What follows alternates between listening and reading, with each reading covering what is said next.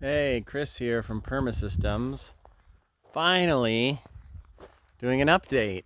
Um, in a lot of ways, there's not much to update you on because I have not done pretty much any work here at the Cobb house at all for, gosh, I was just trying to think about it for about 4 years. And so what I'd like to do is just kind of give you a tour update to show you kind of everything as I walk around, give like a little bit of history of what I did and when I did it, and tell you about what some of the plans are. And yeah, I'm really hoping to finally get some time to start working on it again.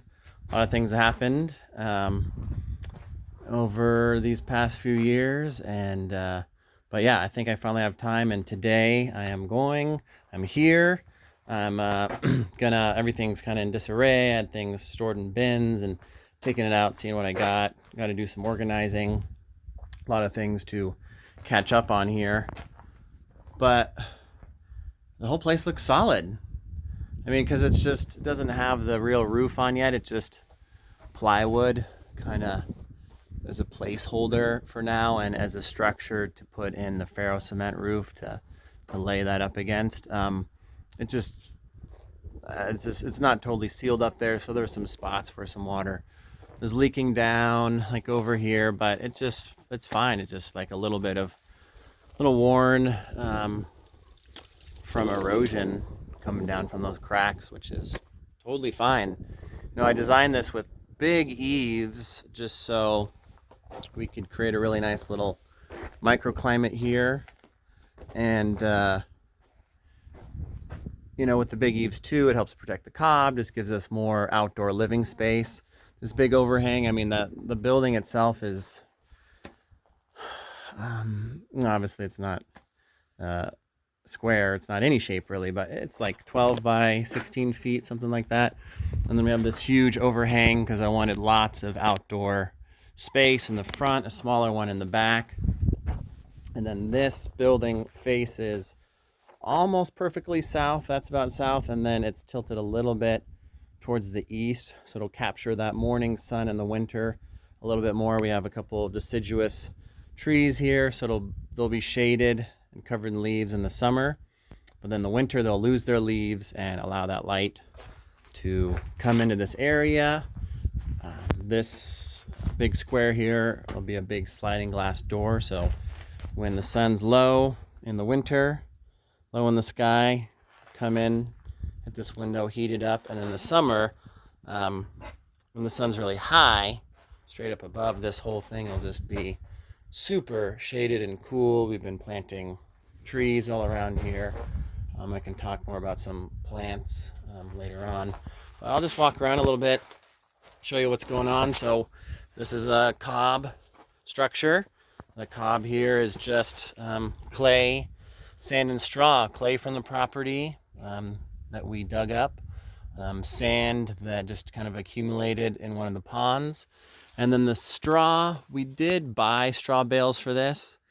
I just wanted it to be really clean and consistent. We could have used some of our bigger grasses around here, I'm pretty sure, but I just didn't want to experiment with that on this building yet. But you can see, let me step back a moment. This big boulder and this big boulder, this whole area used to just have other rocks and bushes in here, and then one day I just found this spot and I was like, whoa, here's two kind of relatively-ish parallel rocks that I could build this wall off of. I was like, wow, this is the spot I've been looking for years to build a Cobb house. And so, and the wall coming off of this rock over this one, this wall keys nice into that rock, comes across. There's a stem wall for this bottom part and a stem wall in the back. I think I talk about that in another video. It's been a long time, but I go through that, and the rubble trench that's underneath for drainage to keep water out of here. The stem wall just is a concrete rock wall that's the foundation for all of the cob wall. And so yeah, we got the materials from the land. You can see, it's probably hard in the video, maybe on this side. Sorry, there's some jets coming by. Yeah, see there's like this layer, there's like a line down there, and a very faint line here, and then a couple other faint lines. Oh yeah, there's a good example. So those are the different layers of, I'd mix a batch of Cobb, and with help of others sometimes as well.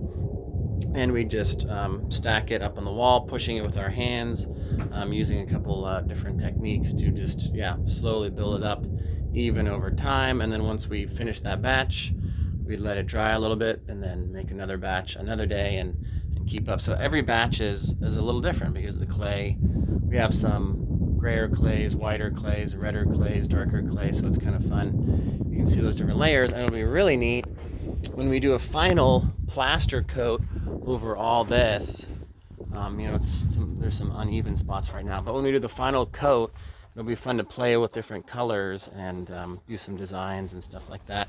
So this wall, you can see it just goes over this big boulder, and there's these fun curves in the walls, which actually, you know, one of the big reasons, the main reason I did the curves is because it follows a high spot in the wall. So I didn't want to ever build this wall on anywhere where the rock is curved like this right here. Put a wall here, it's going to slide down over time. Gravity always wins when you're building something long-term planning. You got to think about gravity. You can put some steel pins in the rock, some other things, but I wanted to, and I might have to do that in some spots, but for here I didn't, and it follows, you can't see it now, but there's a ridge on the rock that I followed, so it can't slide down. It's on the top, and it kind of encapsulates the top of that ridge.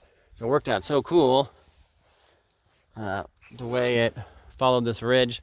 Also, having a curvy wall like this is much stronger than a straight wall. It really adds some tensile strength, because a flat wall, if something pressure was pushing against it, it just it doesn't have as much tensile strength. But when you have curved things, it makes them a lot stronger, and they look better, and so it came out really nice.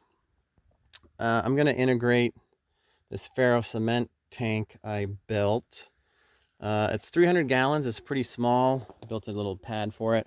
That's going to be integrated into the wall of the Cobb cabin. And let's see. So at one of the other walls here, this will be a window right in front of me, and then this is a door frame. So the wall will follow along here. This is the beginning of a wall here, but goes in to the tank, goes up to the tank, and then what'll happen, we'll build it up, and then eventually it has all this chicken wire on there so we can connect it across like with plaster, and we just need to continue the chicken wire. We'll continue the wall, but having the chicken wire against the tank, make sure there's something to grab onto, just like with this post. We just have this old rusty chicken wire sitting around, so we just stick it on there, and it helps everything bond. You know, we're really trying to plan for the future, plan to make things extra strong, extra long lasting. So it'll be neat to have this tank integrated. It's just extra mass. It'll help. I mean, we have so much mass in here. It's just going to stay so nice and cool in the summer and warm in the winter.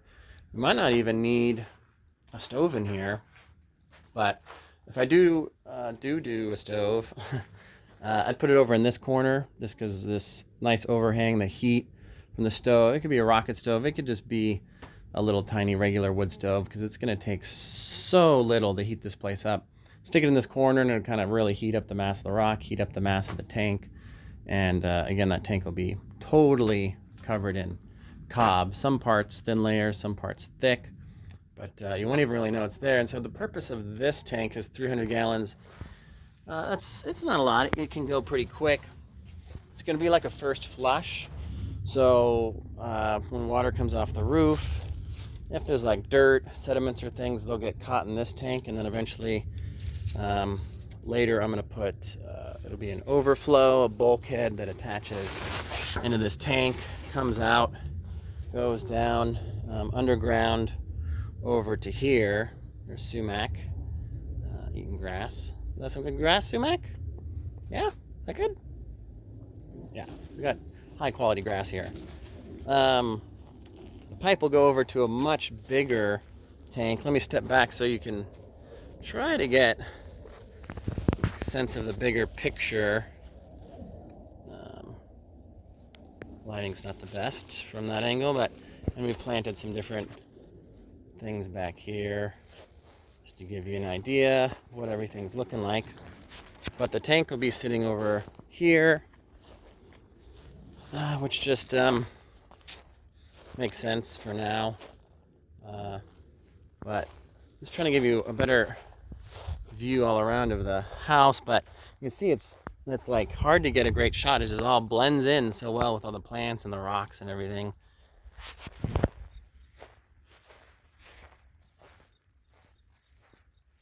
So then, you know, the water in this tank, the bigger tank, we'll be able to use for whatever we want, irrigation and stuff. It'll be really good. Clean, high quality rainwater. These plants love rainwater. It makes a big difference when you give plants rainwater versus municipal water or even well water. You can see this nice curve of the wall going up that boulder. It looks great on this side. And this whole roof pitches back towards that tank. The roof is going to be kind of like a ferro cement roof. I'll go talk about that in another video more. And then all the wood you see, this framing for the roof, everything. Even these are old telephone poles that it's got for free. It worked out great for framing up the front. All this wood is going to be covered in Cobb and earthen plaster. I don't want any wood showing in this house because we live in a high fire region, and I want to make this house you know, extra fire safe. So we'll be sure all this wood is completely encapsulated, which will make it much harder to combust in a fire. I mean, it'll be pretty much impossible because if wood is fully encapsulated, you know, the flames, even if it gets hot, it can't burst into flames because there's no oxygen. So that's a big part of it as well. So we'll have, we'll do a light straw clay insulation in the ceiling. It's nice and thick too, so we'll have super insulated ceiling, and it's super strong. Light straw clay is basically straw dipped in clay slip, like a really wet clay, and you soak the straw in that and push it up in there, and then we'll put some kind of, have some neat old reclaimed fence wood I'll use for the ceiling. And just, yeah, again, so door, window, and I'm not sure, I'll probably talk about it more in another video, but bed over here, little sink here, little sit area over here, something like that. But it's been neat to take a break from this project too, because a really important thing, I think, in planning and doing good planning and long-term planning, permaculture type planning, is you got to know your spot. You got to observe for a long time. I was lucky enough to grow up on this property, so I know it pretty darn well, and at least relatively for my lifetime. And then, yeah, getting to know this spot more specifically, and then starting to build. And I had so many ideas for building, but I didn't want to just like make a drawing schematic plan and then do it. You know, it's really all about adaptive management, because as you build, you learn new things about the spot. You might find, extra rock over here, something different is underground. The design can change as you move along. You might, I don't know, an example is like the way all these, I guess I'd call them joists, go across, they span across. They have a slight pitch to them, a little bit of an angle. You can see it's a little more narrow here than over there.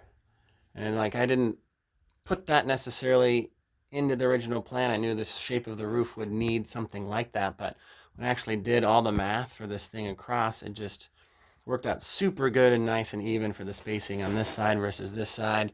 And now they're all nice and even and symmetrical, even though it'll be mostly covered up. It doesn't matter, but so much for the visual, but it'll be extra strong. And so, yeah, just little things as you're building along, you realize what needs to be changed.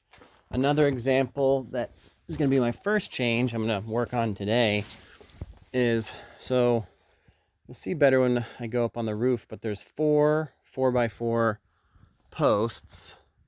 Ignore this one for now, that's new, but you can see this one is in the cob and it goes way up. And the purpose of that, and there's 3 others that stick up out of the roof, they stick up like 6 or 7 feet, is that once the roof's done, I want to be able to have something to attach like shade sails or other things too that's sticking up over the roof, because it does get pretty darn hot here, and so we want to have the option to put shade up there. So we just need something to attach to, so I'm going to put those up and put some I'll show you when I'm up on the roof how it's going to be set up. But anyhow, the problem is this one, you see how this bows out so much, and then if you can see, this wall comes across and then it ends right here.